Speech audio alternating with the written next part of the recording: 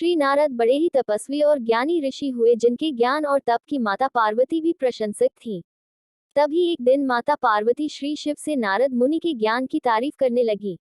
शिव ने पार्वती जी को बताया कि नारद बड़े ही ज्ञानी हैं, लेकिन किसी भी चीज का अहंकार अच्छा नहीं होता है। एक बार नारद को इसी अहंकार घमंड के कारण बंदर बनना पड़ा था। ये सुनकर माता पार्वती को बहुत आश्चर्य हुआ। उन्होंने श्री शिव भगवान से पूरा कारण जानना चाहा। तब श्री शिव ने बतलाया, इस संसार में कोई कितना ही बड़ा ज्ञानी हो, लेकिन श्री हरि जो चाहते हैं वो उसे बनना ही पड़ता है। नारद को एक बार अपने इसी तप और बुद्धि का अहंकार घमंड हो गया था। इसलिए नारद को सबक सिखाने के लिए श्री विष्णु को एक युक्ति सूझी। हिमालय पर्वत में एक बड़ी पवित्र गुफा थी। उस गुफा के निकट ही गंगा जी बहती थी। वह परम पवित्र गुफा नारद जी को अत्यंत सुहावनी लगी। वहां के पर्वत, नदी और वन को देखकर उनके हृदय में श्री हरि विष्णु की भक्ति अत्यंत बलवती हो उठी और वे वहीं बैठकर तपस्या में लीन हो गए। नारद मुनि की इस तपस्या से देवराज इंद्र भयभीत हो गए कि कहीं देवर्षि नारद अपने तप के बल से उनका स्वर्ग नहीं छीन ले। इंद्र ने नारद की तपस्या भंग करने के लिए कामदेव को उनके पास भेज दिया। वहां पहुंचकर कामदेव ने अपनी माया से वसंत ऋतु को उत्पन्न कर दिया। पेड़ और पत्ते पर रंग बिरंगे फूल खिल गए, कोयले कूपने लगी और भौरे गुंजार करने लगे। कामाग्नि को भड़काने वाली शीतल, मंद, सुगंध, सुहावनी हवा चलने लगी। रंभा आदि अप्सराएं नाचने लगी। किंतु कामदेव की किसी भी माया का नारद मुनि पर कुछ भी प्रभाव नहीं पड़ा। तब कामदेव को डर सताने लगा कि कहीं नारद मुझे शाप न दे दे। इसलिए उन्होंने श्री नारद से क्षमा मांगी। नारद मुनि को थोड़ा भी क्रोध नहीं आया और उन्होंने कामदेव को क्षमा कर दिया। कामदेव वापस अपने लोक में चले गए। कामदेव के चले जाने पर नारद मुनि के मन में अहंकार घमंड हो गया कि मैंने कामदेव को जीत लिया। वहां से वे शिव जी के पास चले गए और उन्हें अपने कामदेव को हारने का हाल कह सुनाया। भगवान शिव समझ गए कि नारद को अहंकार हो गया है। शंकर जी ने सोचा कि यदि इनके अहंकार की बात विष्णु जी जान गए तो नारद के लिए अच्छा नहीं होगा। इसलिए उन्होंने नारद से कहा कि तुमने जो बात मुझे बताई है उसे श्री हरि को मत बताना। नारद जी को शिव जी की यह बात अच्छी नहीं लगी। उन्होंने सोचा कि आज तो मैंने कामदेव को हराया है और ये भी किसी को नहीं बताऊं। नारद जी क्षीरसागर पहुंचे गए और शिव जी के मना करने के बाद भी सारी कथा उन्हें सुना दी। भगवान विष्णु समझ गए कि आज तो नारद को अहंकार घमंड ने घेर लिया है। अपने भक्त के अहंकार को वे सह नहीं पाते, इसलिए उन्होंने अपने मन में सोचा कि मैं ऐसा उपाय करूंगा कि नारद का घमंड भी दूर हो जाए और मेरी लीला भी चलती रहे। नारद जी जब श्री विष्णु से विदा होकर चले तो उनका अभिमान और भी बढ़ गया। इधर श्री हरि ने अपनी माया से नारद जी के रास्ते में एक बड़े ही सुंदर नगर को बना दिया। उस नगर में शीलनिधि नाम का वैभवशाली राजा रहता था। उस राजा की विश्व मोहिनी नाम की बहुत ही सुंदर बेटी थी, जिसके रूप को देखकर लक्ष्मी भी मोहित हो जाएं। विश्व मोहिनी स्वयंवर करना चाहती थी, इसलिए कई राजा उस नगर में आए हुए थे। नारद जी उस नगर के राजा के यहाँ पहुंचे तो राजा ने उनका पूजन करके उन्हें आसन पर बैठाया। फिर उनसे अपनी कन्या की हस्तरेखा देखकर उसके गुण दोष बताने के लिए कहा। उस कन्या के रूप को देखकर नारद मुनि वैराग्य भूल गए और उसे देखते ही रह गए। उस कन्या की हस्तरेखा बता रही थी कि उसके साथ जो विवाह करेगा वह अमर हो जाएगा, उसे संसार में कोई भी जीत नहीं सकेगा और संसार के समस्त जीव उसकी सेवा करेंगे। ये बात नारद मुनि ने राजा को नहीं बताई और राजा को उन्होंने अपनी ओर से बनाकर कुछ और अच्छी बातें कह दी।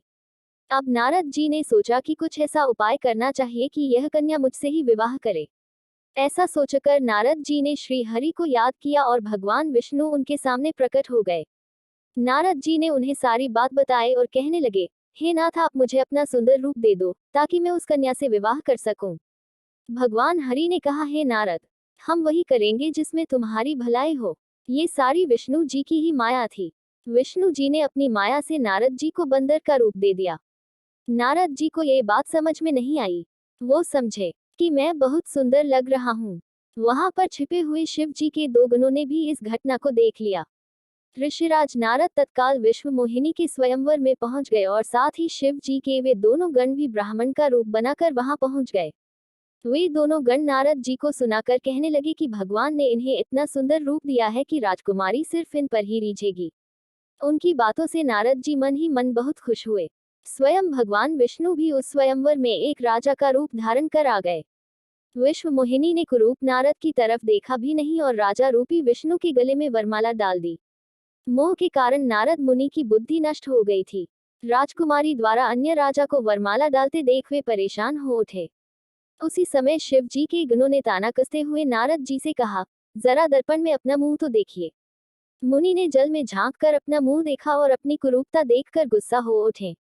गुस्से में आकर उन्होंने शिव जी के उन दोनों गणों को राक्षस हो जाने का शाप दे दिया। उन दोनों को शाप देने के बाद जब मुनि ने एक बार फिर से जल में अपना मुंह देखा तो उन्हें अपना असली रूप फिर से मिल चुका था। नारद जी को अपना असली रूप वापस मिल गया था, लेकिन भगवान विष्णु पर उन्हें बहुत गुस्सा आ रहा था, क्योंकि विष्णु के कारण ही उनकी बहुत ही हंसी हुई थी। वे उसी समय विष्णु जी से मिलने के लिए चल पड़े। रास्ते में ही उनकी मुलाकात विष्णु जी, जिनके साथ लक्ष्मी जी और विश्व मोहिनी भी थी, से हो गई। उन्हें देखते ही नारद जी ने कहा, आप दूसरों की खुशियां देख ही नहीं सकते। आपके भीतर तो ईर्ष्या और कपट ही भरा हुआ है।